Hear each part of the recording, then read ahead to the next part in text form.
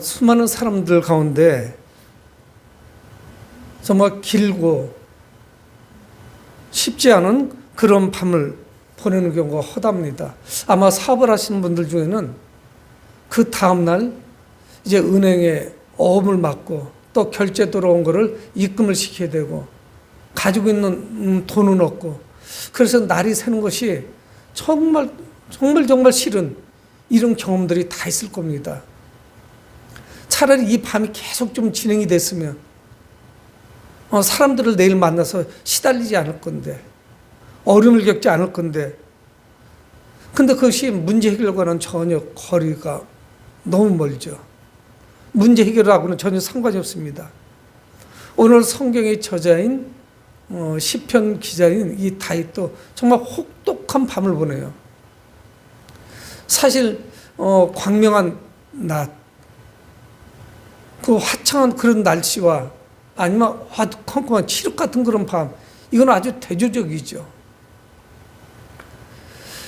그는 이제 언제 밝은 세상이 돌아와서 내가 세상을 다닐 수 있을지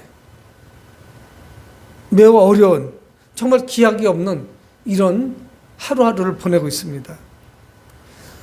다윗 자신을 괴롭히는 그 많은 문제들, 특히 자신의 생명을 노리는 많은 사람들, 일사불란하게 움직이는 그들, 그 공권력, 이것이 해결될 기미가 보이지 않습니다. 여러분, 하지만 오늘 우리는 이 다윗이 그 위급한 순간 계속적으로 자기의 목을 조여오는 이런 순간을 과연 어떻게 대처하고 어떻게 승리해 나가는지 말씀을 묵상하면서 오늘 하나님의 그 메시지, 하나님의 그 교훈을 깨닫고자 합니다. 오늘 성경을 읽기 전에는 우리는 그 앞에 나오는 표제를 좀 잘 꼼꼼하게 읽어볼 필요성이 있습니다. 시편의 표제가 매우 큰 어떤 증거를 근거를 우리에게 허락해 주고 있지만 특히 시편 57편은 그 표제가 우리에게 이렇게 제공해 주는 정보가 굉장히 커요. 다윗의 믹담시 인도자를 따라 알다스에서 맞춘 노래, 알다스에서 맞춘 노래. 이 알다스에시라고 하는 말씀은 멸망시키지 마소서 하는 그런 절규예요. 그 시편 표제에 알다셋, 나를 멸망시키지 마소서, 그러면서 하나님께 부르짖는 것입니다. 다윗이 사울을 피하여 굴에 있던 때에, 다윗이 사울을 피하여 굴에 있던 때래요. 우리는 이 정보를 또 사무엘상에서 얻을 수가 있는데 다윗은 그 이스라엘이라고 하는 지형이 우리나라하고는 좀 다르고 우리나라는 산에 다니도 굴을 구경하기 쉽지가 않습니다. 굴이 잘 생길 수 있는 그런 어떤 토질, 이것이 형성되어 있어야 되죠. 그런데 이스라엘은 그런 동굴 또는 움푹 패 있는 것들이 많이 있습니다. 아마 토질이 달라서 그래요. 그 암석 자체가 다르죠. 근데 사무엘상 22장 또 사무엘상 24장에 다윗을 말씀하면서 다윗이 사울을 피하여 굴에 들어갔다고 정보를 주고 있습니다. 사무엘상 22장 아둘람 굴에 그가 들어가죠. 24장에서는 엔게디 동굴에 들어가요. 그런데 아마 여기에서는 사무엘상 22장에 나오는 그가 아둘람 동굴에 들어갔을 때를 말씀하는 것 같습니다. 그 상황하고 이 환경이 딱 일치가 되고 있어요. 가장 힘든 때예요. 다윗에게 사울왕은 어떤 사람이냐면 자신의 장인입니다.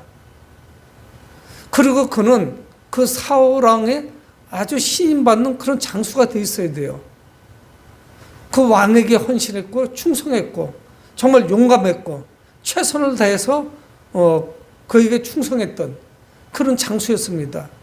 하지만 그 장임에서 또 왕인 사울은 잠재적인 라이벌로 앞으로 자기의 어떤 정치적인 운명을 바꿀 수 있는 그런 사람으로 다윗을 보죠. 그래서 아예 싹수를 끊어버리겠다.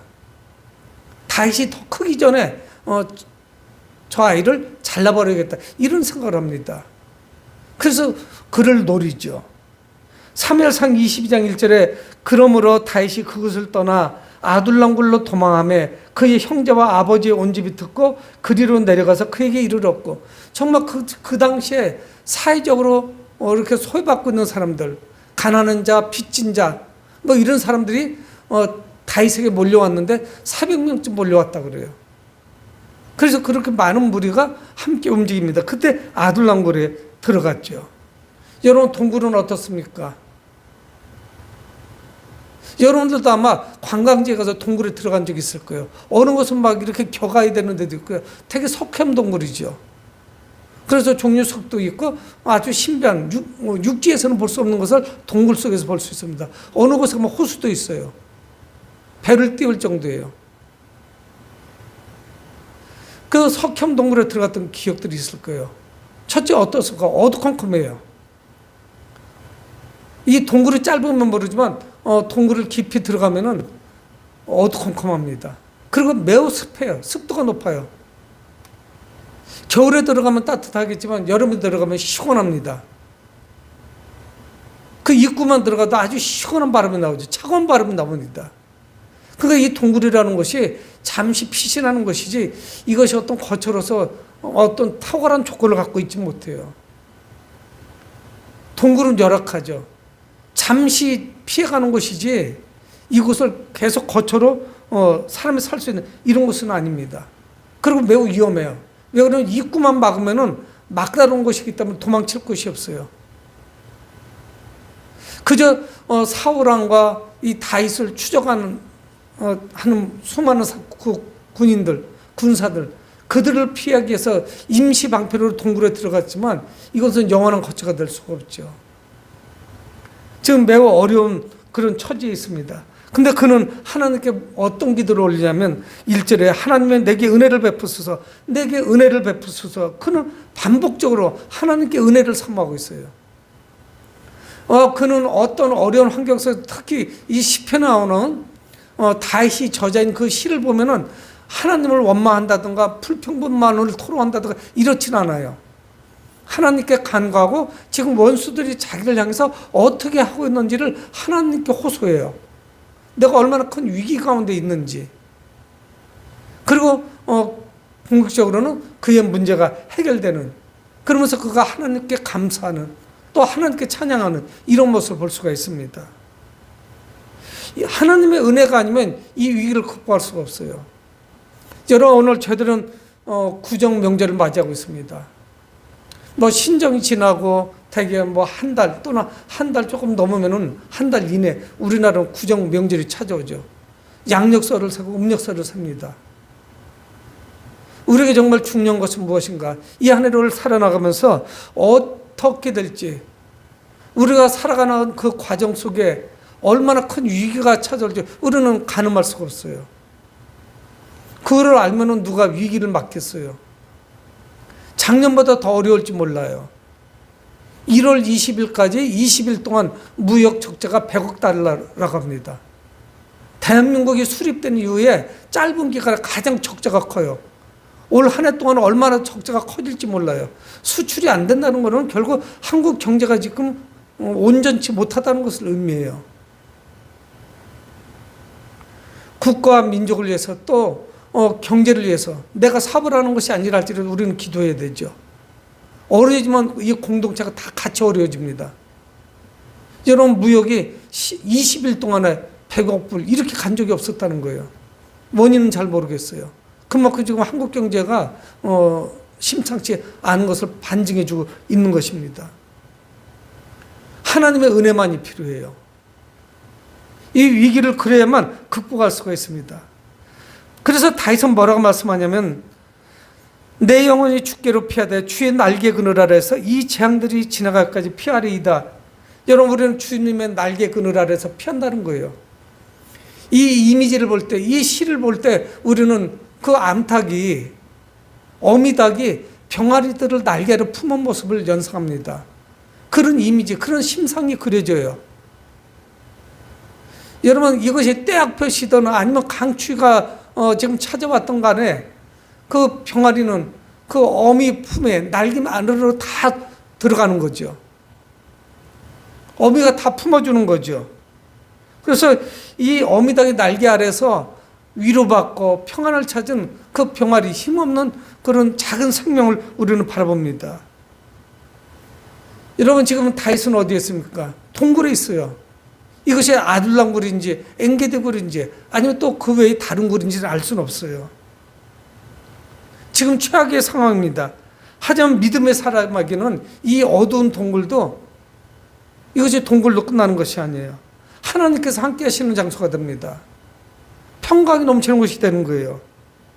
그래서 그는 알고 있어요. 2절, 내가 지존하신 하나님께 부르짖으며 지존하신 하나님께 부르짖으며 곧 나를 위하여 모든 것을 이루시는 하나님께로다. 그는 이미 알고 있습니다. 지금 자신이 위기를 맞이하고 있고 앞으로 발걸음이 순탄하지 않겠지만 이 위기가 언제쯤 끝날지 알 수는 없지만 하나님을 의지하고 하나님께 부르짖는 거예요. 지존하신 하나님께 부르짖으며. 왜?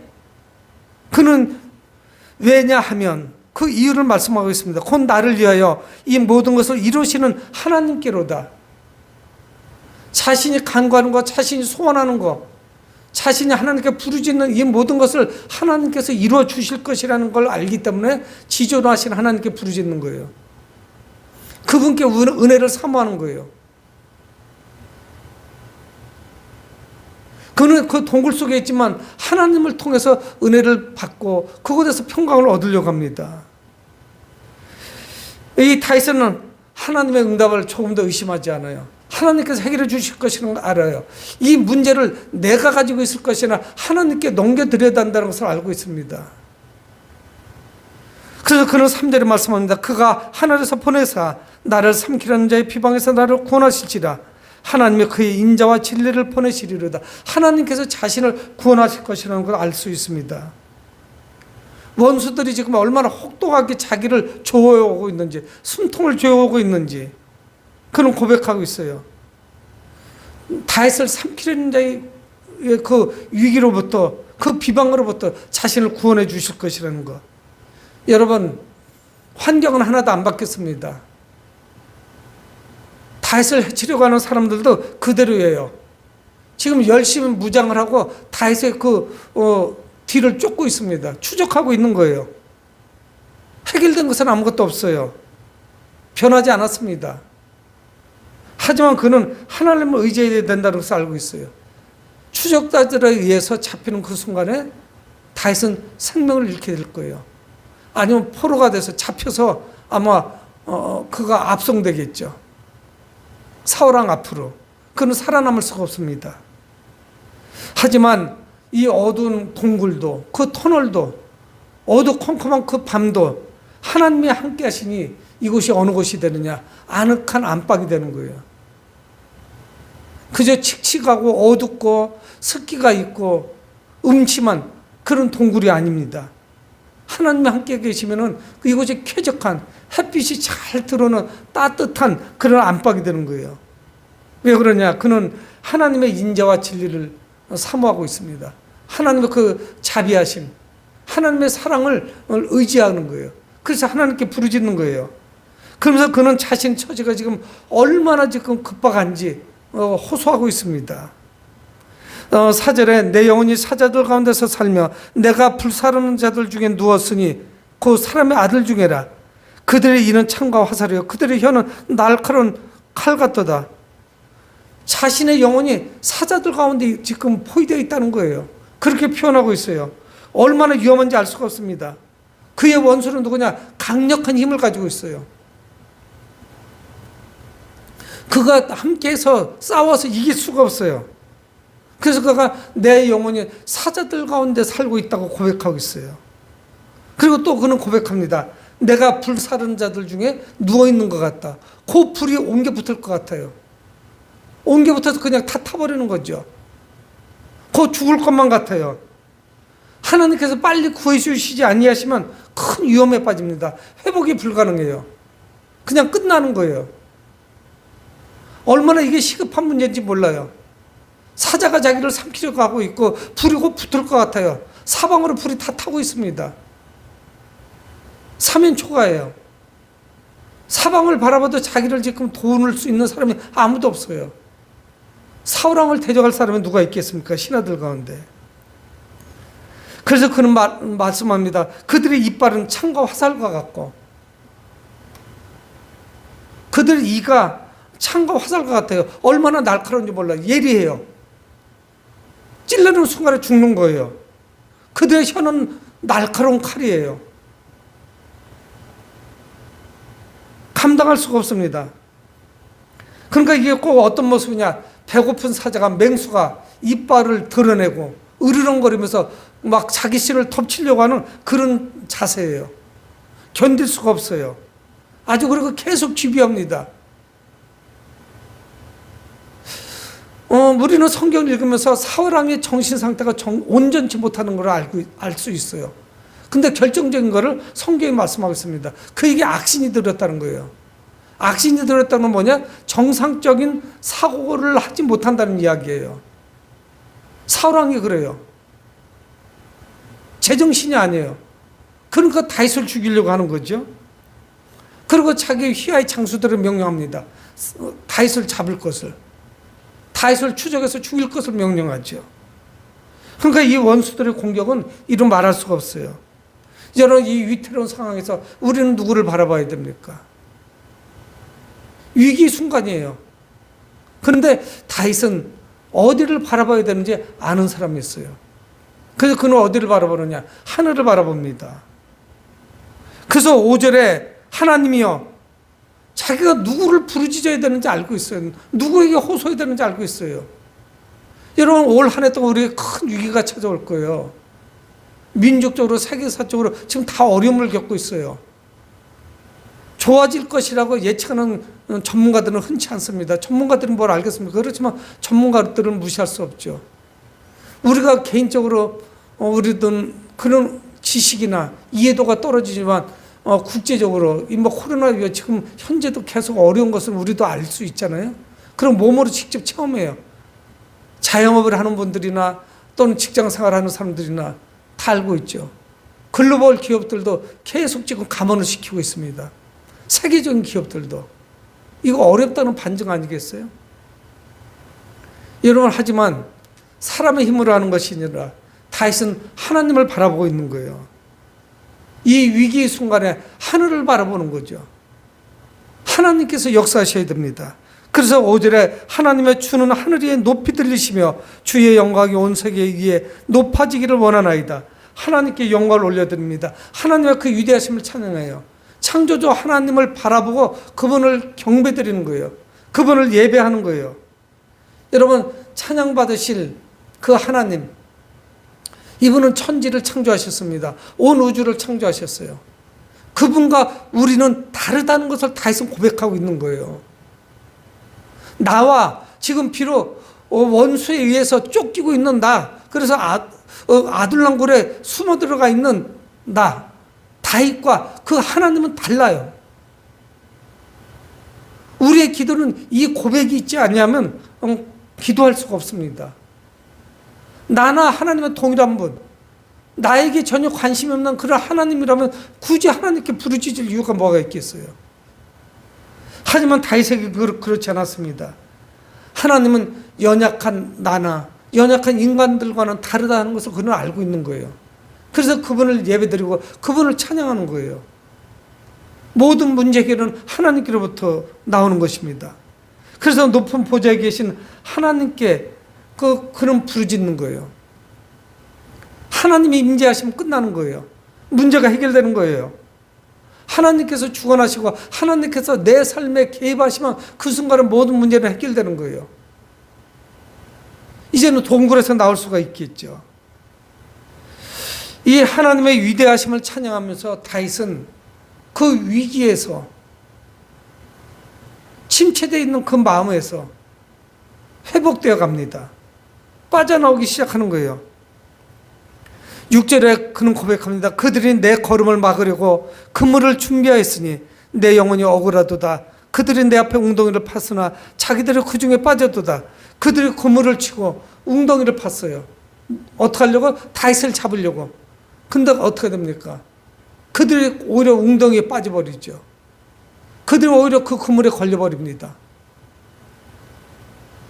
그는 현재 이 모든 것이 해결되지 않았어요. 그렇지만 이것이 어떻게 해결될 것이라는 것을 알고 있어요. 하나님께서 어떻게 문제를 풀어가실 것이라는 것. 원수들은 비록 자신을 향해서 함정을 파고 웅덩이를 파고 그물을 쳤죠. 그래서 자기를 잡으려고 그래요. 잡힐 뻔했어요. 그들의 손아귀에 들어갔었습니다. 그래서 곧 죽을 뻔했어요. 하지만 그는 알고 있는 거예요. 이것이 어떻게 끝날 것이라는 것을. 오히려 그들이 친 그물에 그들이 빠질 겁니다. 그들이 파놨던 웅덩이에 빠지게 될 거예요. 여러분, 성경을 보면 하나님께서 이들을 치러왔던 적을 눈을 어지럽게 해요.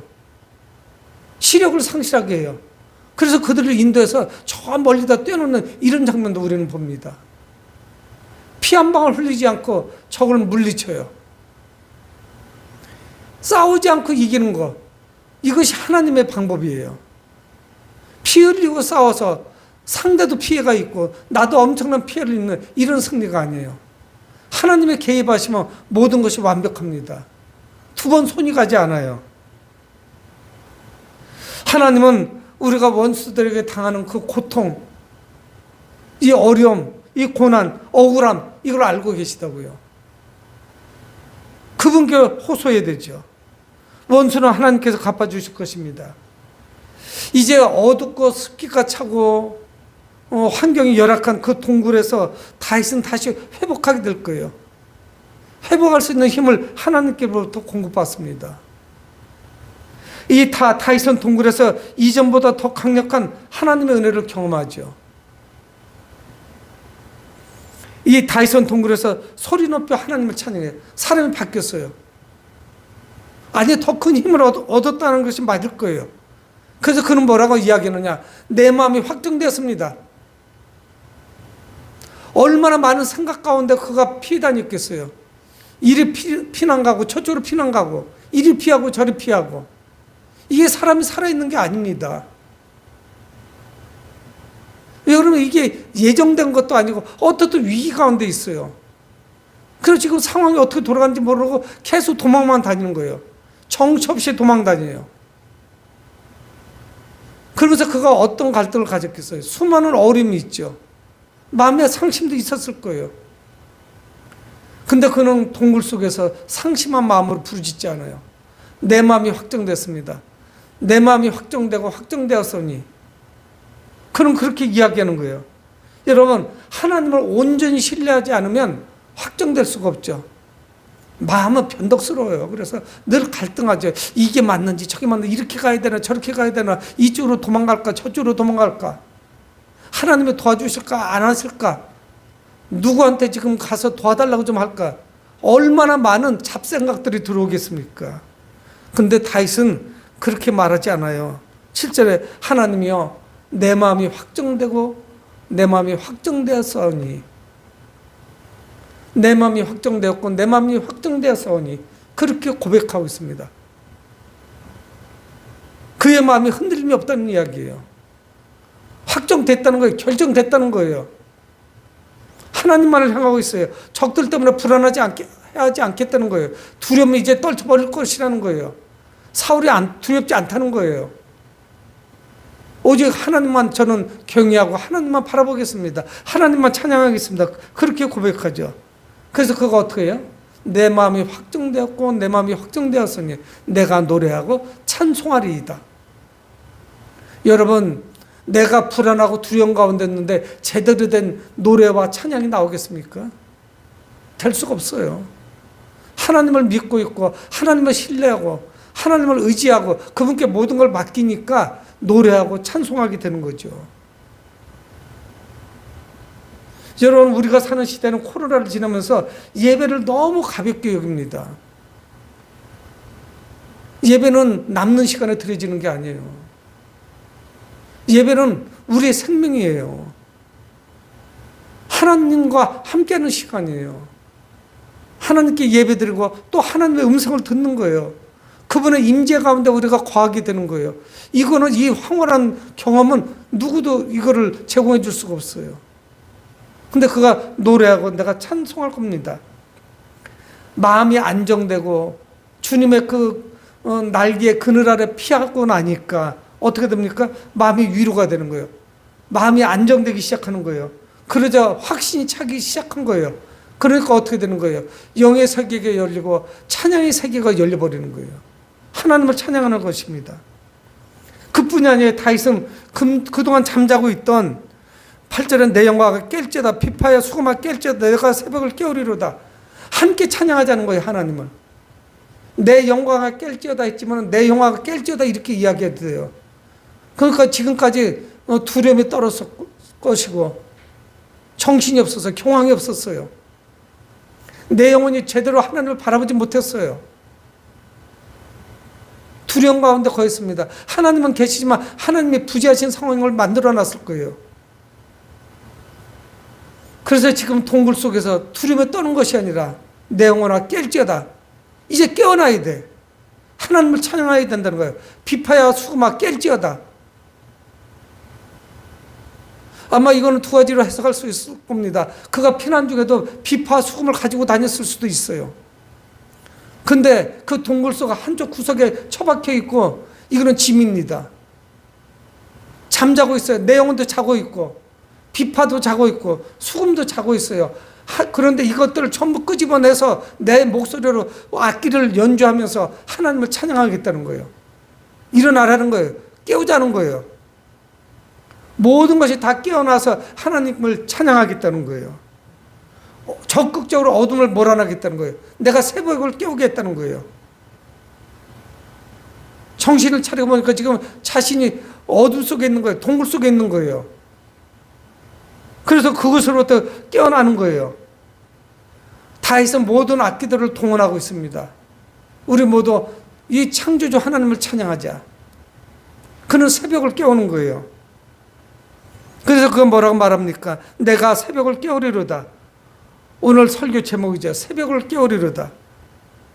여러분, 사울왕에게 쫓기는 신세가 되자 평정심을 잃었습니다. 평정심을 잃고 나니까 불안이 엄습하고 이게 지금 삶의 패턴이 막 무너져 내리는 거예요. 다윗의 삶은 암흑세계였습니다. 동굴에 있어서 암흑세계가 아니라 실제 그 마음이 경황이 없어요. 그 마음이 암흑색이에요. 이제는 그 어둠을 몰아내고 빛으로 나가는 거예요. 내가 새벽을 깨울 것이라는 거예요. 내 영혼아 깰지다 비파야 수고마 깰때 내가 새벽을 깨우리로다. 내 영광과 영혼을 바꿨어도 전혀 해석에 문제가 없습니다. 그러면서 그는 어떠냐? 9절에 주여 내가 만민 중에서 주께 감사하며 문나라 중에서 주를 찬송하리이다. 악기들을 깨우고 자신이 깨어나서 내가 하나님을 찬양하고 하나님을 감사하겠다는 거예요.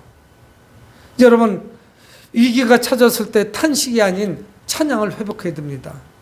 우리는 예배를 회복해야 돼요. 세상 가운데 있을수록 움츠러들어 있으면 있을수록 회복은 더뎌져요. 주님께 나와야 돼요. 그리고 새벽을 깨워야 돼요.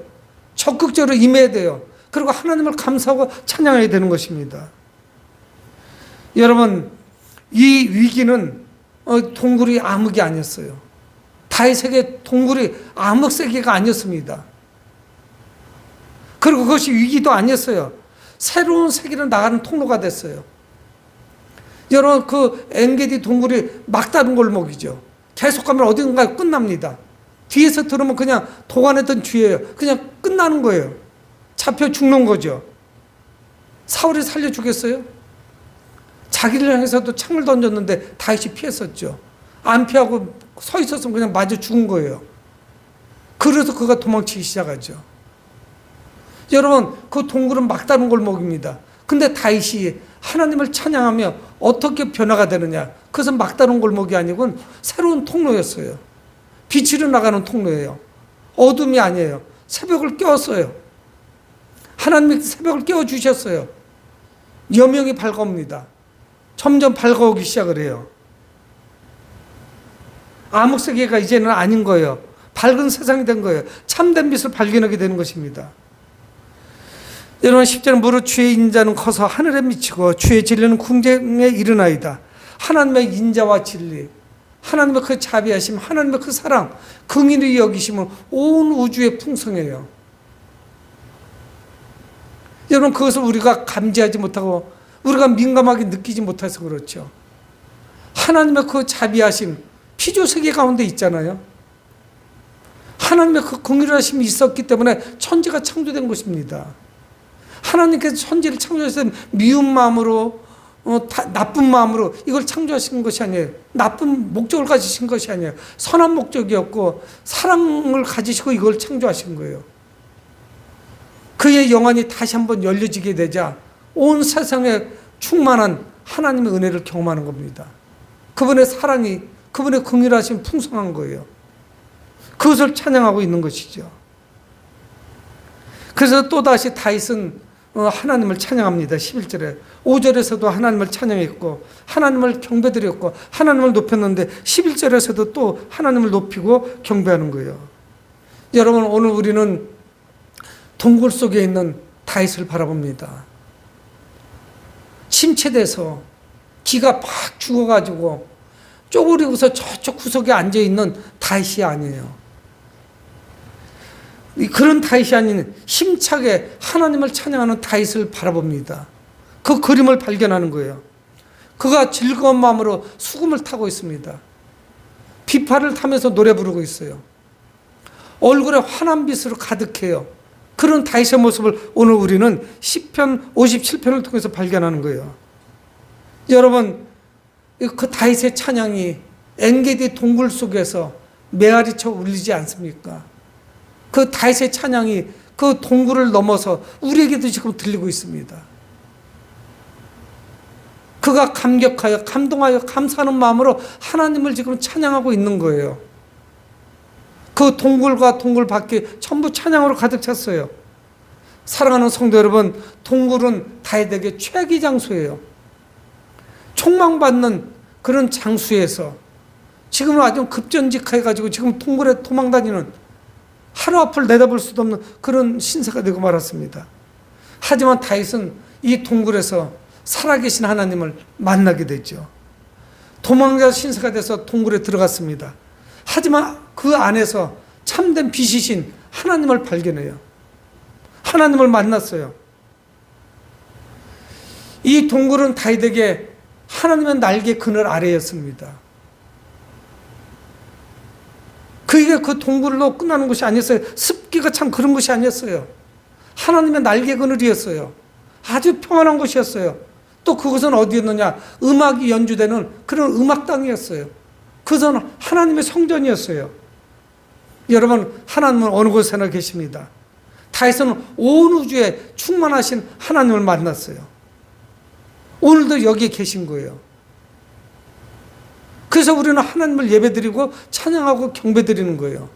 그분을 존귀 여기고 높여드리는 거예요. 다윗에게 눈물과 한숨의 장소가 순식간에 찬양의 장소로 바뀌었습니다. 이제는 더 이상 이것이 동굴이 아닌 거예요.